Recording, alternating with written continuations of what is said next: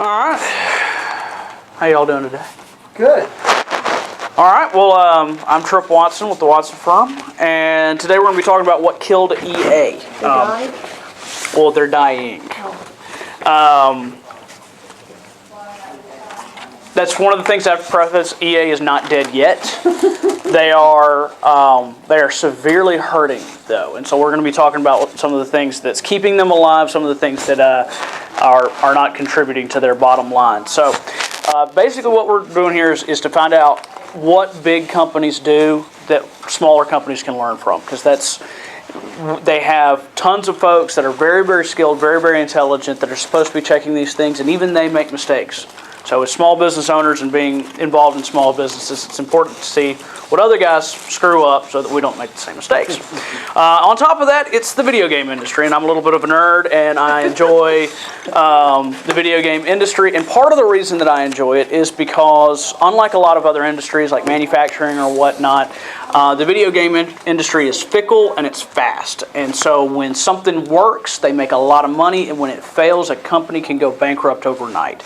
So you can get 30 years of experience just by paying attention to 5 years of the video game industry, because one little mistake can cause severe downstream effects. So just a little bit about EA. Electronic Arts, also known as EA, was founded back in 1982 by a guy named Trip, so it can't be that bad of a company. And last year, in 2012, they did $4.143 billion with a B dollars. They are a behemoth, and the video game industry in and of itself is a multi-billion-dollar industry, and they're a big player in that too. The reason that they make their money is because they have multiple franchise titles.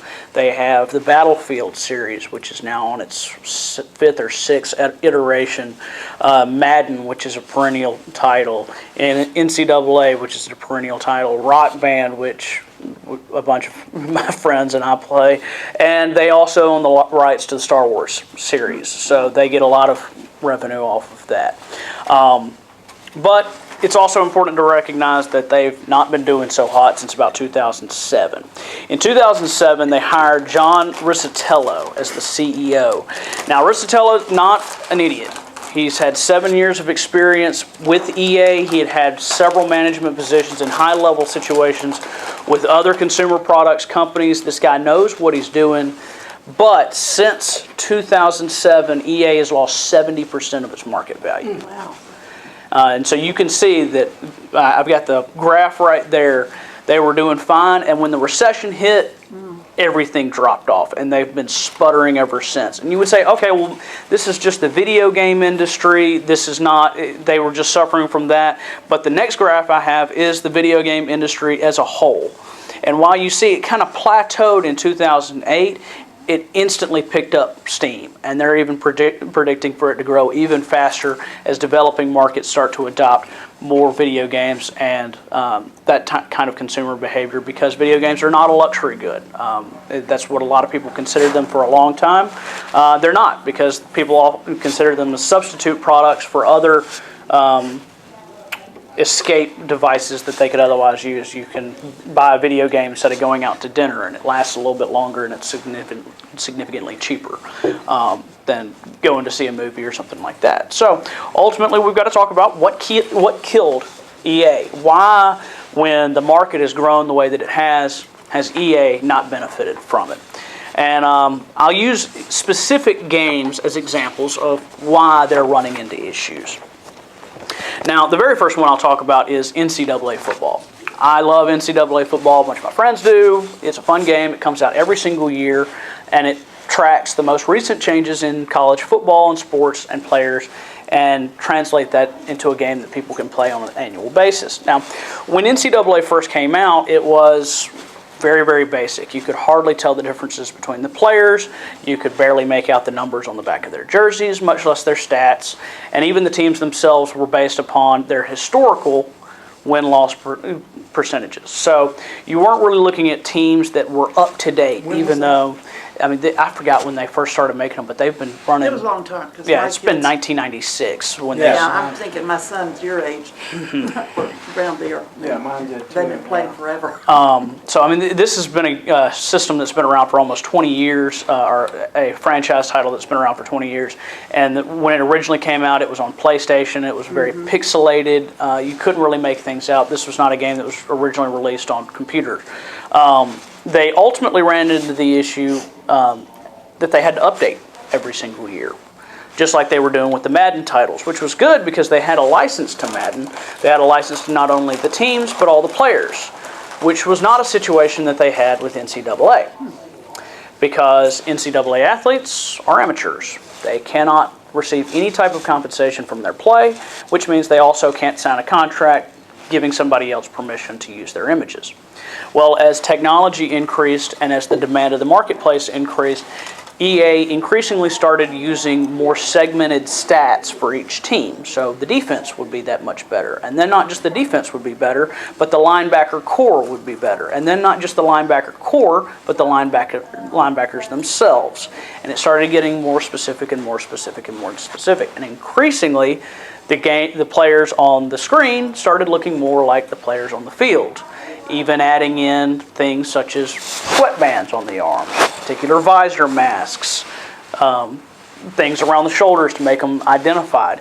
And so ultimately, even recent iterations of it, the only thing that's been different from the player on the screen, from the player on the field, has been the fact that their name has not been on the back of their jersey. Well, it didn't take too long for a couple of lawyers to start filing lawsuits against EA for violations of copyright, which is using somebody's likeness, which is a form of copyright. Correct. So what they started doing was they started filing lawsuits based upon this. Now these are still in litigation. We do not know how they're going to end up. As far as I know, none of them have been settled yet, and these are still pending. So there's no real way to know how this is going to go, but it could severely restrict EA's assets moving forward. Now the takeaway here is, if you're going to create a product, make sure you own the intellectual property.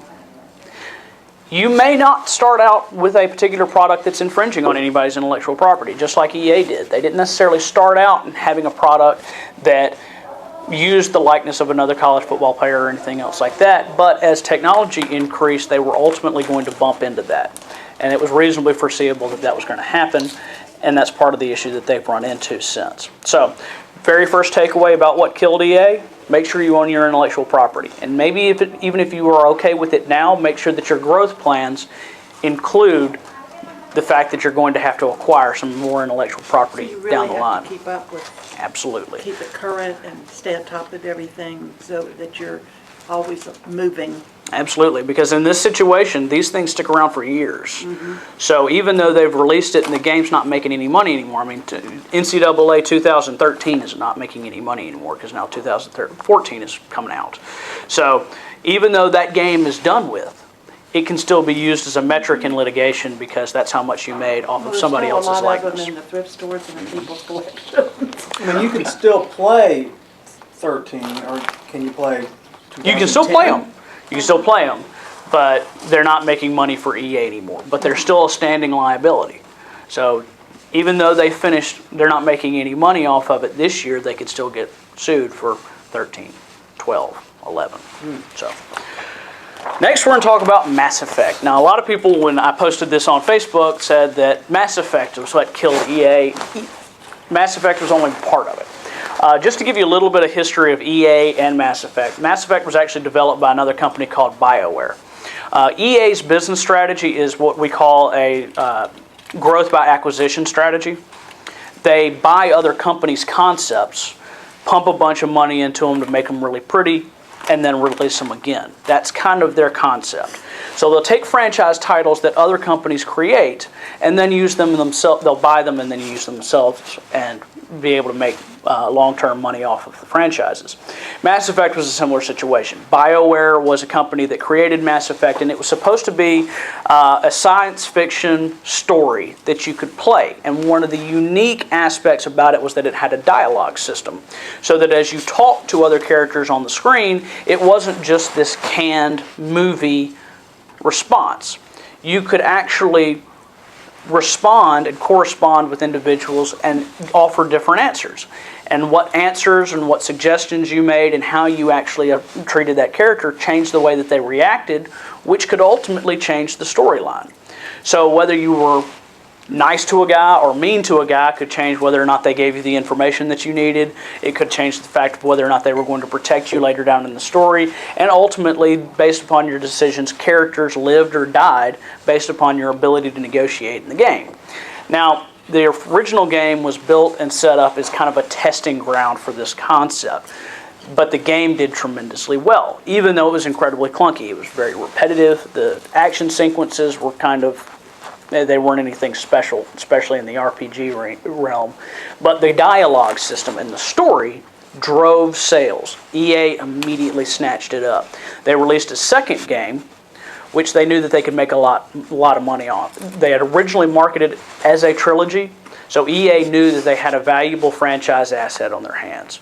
They released the second game, and by all accounts, the second game was the pinnacle of RPG gaming. Beautiful graphics, fun gameplay, compelling storyline, and it also had still Mass Effect? It's Mass Effect 2, game? yes. And the benefit also is that it was built upon the same basic structure. So if you ever think about economies of scale, building a video game is very similar. They just built upon what the original Mass Effect did, so they could increase the budget, but they could still make a lot more money without pumping as much money as they would into the risky endeavor of having a new concept or anything else like that. They could benefit from previous work and capitalize on it. The problem is that they realized that they had a cash cow on their hands. And ultimately, when companies think they have a cash cow on their hands, they break the mold. They start doing things differently to see how they can make more money off of them. Mass Effect 3 came out. On day one, it was immediately panned because there was something called downloadable content that you could buy online. So you imagine a 20-year-old or 16-year-old goes out to buy the game, they come home, want to play the game, and they immediately log on to Xbox Live and they see, oh, well, there's a $10 downloadable thing on day one. I just spent $60. Why didn't I get the whole game? The way that I like to say it is you go on Amazon and you buy a bicycle, and they send you a bicycle and they say, well, you just spent $300 on a bicycle, but for $50 more you can get the front wheel option. And you realize that you've only bought a unicycle and not a bicycle. So this was something that frustrated me, but what really frustrated a lot of the reviewers is after people finished the game. These games are incredibly long. They take 40 to 60 hours to complete. It took people weeks to finish this game, and when they did, they hit the endings. To complete a game? To complete a single game. I've got a grandson playing. Oh, I played all of these. I loved them. He didn't play these, but he's playing some others. So Oh, it yeah. takes that long, huh? So it took anywhere between 40 to 60 hours to finish these games. And when you finished it, keep in mind, the original game was built upon a dialogue engine that changed the way that your environment would work, and it would change the storyline, who lived, who died. And ultimately, you were being promised that all of these decisions, all of these changes would build up to this ending that would be unique. Come to find out, all the endings were canned. They were the exact same ending, and everybody's work that they had spent so much time trying to create this specific ending, they got the same ending as everybody else. There was even a bad YouTube video in which they put all the 9 different sequences together, and there was only 3 variations, and the only variation was the color scheme that they used. Wow. So it immediately caused backlash. EA had to release an update for free explaining the ending because it was that bad.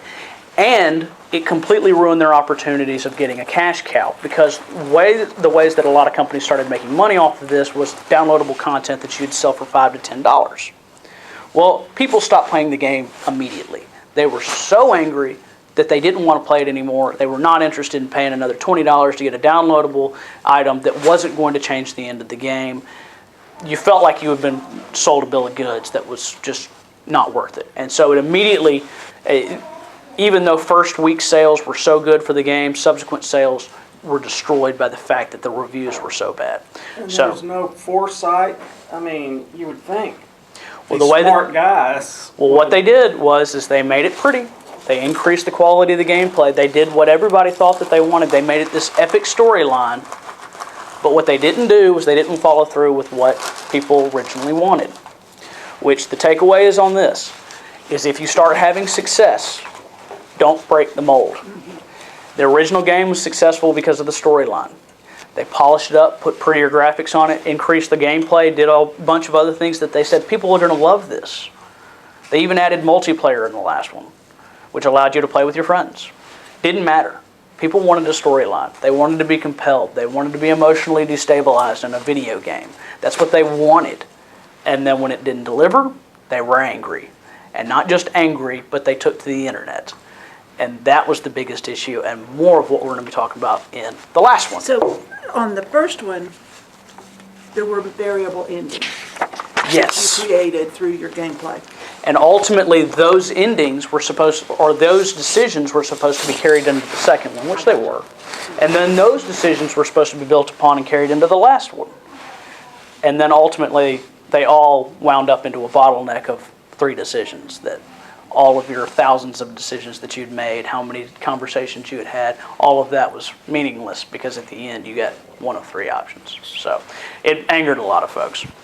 Which brings us to the final one, SimCity. SimCity is a franchise game produced by a company called Maxis. Maxis was purchased by EA in about 2007 because it was a franchise game. They also had several spin-off series, one of the most famous ones being The Sims, that EA also used and did very, very well on.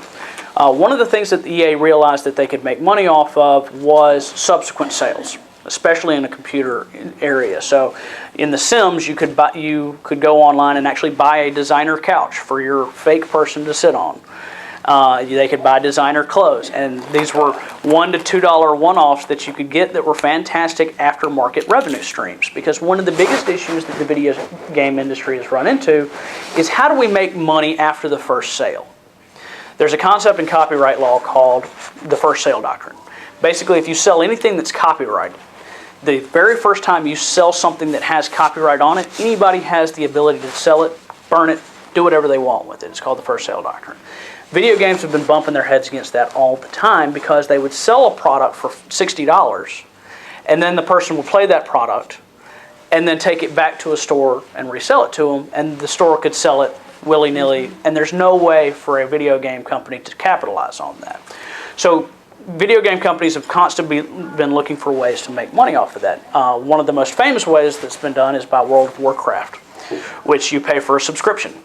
You pay a certain amount of money per month and you have access to the game, which allows you to play with a bunch of other folks, but as soon as you stop paying per month, you lose access. You can't play, you don't get your save games, you don't have anything like that. EA saw the way that World of Warcraft succeeded by doing this and decided to port the same concept over to SimCity.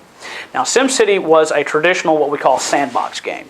You can come in and you can play. There's no end game. You just keep playing. But you built cities, and it was fun, and it allowed somebody to build a city, do whatever they want with it, and a lot of times you can tell a lot about a person by how they built their cities. I was perpetually building cities in the first 5 years and then not getting bored and then moving on to the next ones. You had other guys that would build their cities and then they would tack it with UFOs. Then you had other guys that would have these, one of my best friends was a fantastic example, that had the same city that he managed for 3 years. And it had 3 million people, and it was beautiful and whatnot. And I was like, I don't have the patience to fix potholes and whatnot. So Starts it from scratch. from scratch and built it up. From scratch. Oh yeah. So I remember that too. oh yeah. So it's a fun game. And what they started to realize is people, keep in mind, all of these decisions were very reasonable, rational decisions when they were making them. Is that people wanted to be able to show off their cities. You spent 3 years building this city that had 20 million people, that had these landmark... You were an empire. Exactly. And you wanted to show off how beautiful your cities were. So in the later iterations, they started to add a light multiplayer, which allowed you, if you were an industrial city, you could partner up with a more residential city so that they could be the bedroom city and you could be the industrial city where all the pollution was set up. But it was not really made to be... It was clunky. And it was never intended to be the original way the game was played, because most people played the game single player. You had your computer, you played it in front of it, and then you had your city. EA decided that they needed a way to protect their intellectual property while also making money off of it through a constant revenue stream. So what they did was they added elements that worked with The Sims, with elements that worked with World of Warcraft, and ultimately combined it into a game that they called The Sims, but it played nothing like The Sims. Reviews were instantaneously bad. You had to be able to log on to a remote server in order to be able to play the game. You had to have an internet connection. So if you were on a plane and just wanted to play, you couldn't play. If you were in a cabin just without internet, you wouldn't be able to play. If you ever wanted to destroy your city, like a lot of people like to play, I did it a few times too, you could not go back to a previous save point. It completely changed the way people had played the game for 20 years, and people hated it. Instantaneously. Within 24 hours, 3,000 reviews were logged on Amazon for an average rating of 1.1 stars, the absolute lowest rating I personally know of any franchise game release in history. It's been so bad, EA fired their CEO. On March 18th, This guy that, Yeah, so that's this dude right here. yeah. now, of course, all the press releases are going to say that, he resigned and whatnot, but he resigned not only from CEO, but from the board of directors. And it was effective within 2 weeks. That's getting fired in all words, but getting fired. And the reason is keep in mind, they were all making rational decisions. How do we make money after the first sale? How do we continue to get money from it? And they saw that people liked being able to share their cities. They liked being able to have the ability to work with other people. And they figured that was the next level of gaming. That was the way, look at Farmville in Facebook, the idea that you could work with other people and share. These were rational decisions, but they forgot what people drew to the game in the first place. The second takeaway that I talked about with Mass Effect, you don't change the original framework. Is if people love what you do, they love the product that you provide, improve the product, but don't change the way that it originally worked, because that's how people expect for it to work. The third takeaway in this one, and why this is important, is protecting intellectual property is important, but it is not the only thing. In trying to protect their intellectual property, they sold a product that didn't work. When people tried to log on to the servers in order to make sure that they had their digital rights management software communicate with these individual pieces of software, people couldn't log in. There were thousands of people trying to log in that could not access the server, so the game didn't work. So for literally 3 weeks after the initial release date, people that had paid good money to play the game weren't able to play it, because EA was trying to protect their intellectual property, trying to prevent resales of the game down the line when people got bored. But ultimately what it meant was that their current customers, the customers that were early adopters that they were trying to appeal to, couldn't play the game and immediately gave bad reviews. So subsequent buyers were not interested in doing it.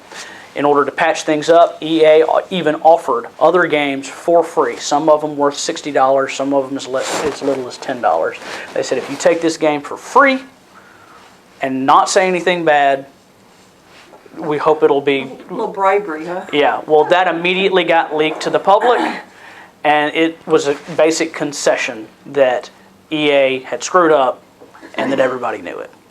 Are there competitors of their size, EA, that... There are now. Blizzard's a fantastic example. I forgot, but BlizzCon is the convention that features Blizzard games. A friend of mine is going to it. There are 30,000 tickets that sells out in 3 minutes. Yeah, there are other games, there are other companies that rival this, but one of the biggest issues that EA was running into, and part of the reason why their CEO was hired, was because they do acquisitions. They pump a bunch of money into these games, and that's very expensive. So part of the reason that he was hired was to bring that dollar amount down. But in that process, they lost what made the company successful in the first place. So our takeaways. The very first takeaway is make sure you own your intellectual property. If you're going to be building a business, even if you're in a situation right now where you're not infringing on anybody's property, if you know the direction that your company is going and it doesn't have that intellectual property available, make sure that it's still available later on. Because as you continue to grow, you're going to bump up against that intellectual property issue. So make sure you own your intellectual property. Takeaway number 2. If people know your product, if people love your product, don't break your product trying to make it better. Keep it simple. Broke, don't fix it. Exactly. So if people love something about your product, don't assume what they love. Figure out what it is that they love about your product and service, and make sure that you're providing that on a day-to-day basis. Because it's very easy to think that people love your product or service for one reason, the one reason that you want them to like it, and they like it for an entirely different reason. Look at Apple. Apple knew what made their company work. It wasn't fancy, it wasn't complicated, it just works. When you're competing against Windows that constantly had the blue screen of death, it just works was a very appealing deal. And that's why people liked Apple, and that's why they were successful. So takeaway number 2 is make sure that you're constantly giving your customers what they expect from your product, and don't change it in trying to improve it. Finally, takeaway number 3. I didn't really necessarily hit on this because there's actually 3 different takeaways that you can get from this. 1, in trying to protect your intellectual property, don't screw over your customers or employees. It's very difficult for a lot of business owners to give up intellectual property and provide this information to their employees or clients because they're afraid of how it will be used. But if you don't give any consolation to somebody, they're not going to be interested in it, and you're going to have some backlash. And what's most important about this is the internet is the game changer. Within 24 hours, this game had a 1.1 review after 3,000 people had commented on Amazon.com. Immediately killed sales. In 24 hours, 10 years ago, the game wouldn't have shipped. Nobody would have gotten it yet. Nobody would have been able to install it on their hard drive. And it had completely changed. It would have completely changed the way that this game was marketed. It's just instant. Now that people had a very clear, very identifiable review, killed sales. So, final takeaway is here, know what people want, provide it for them, and make sure that you are containing your online backlash.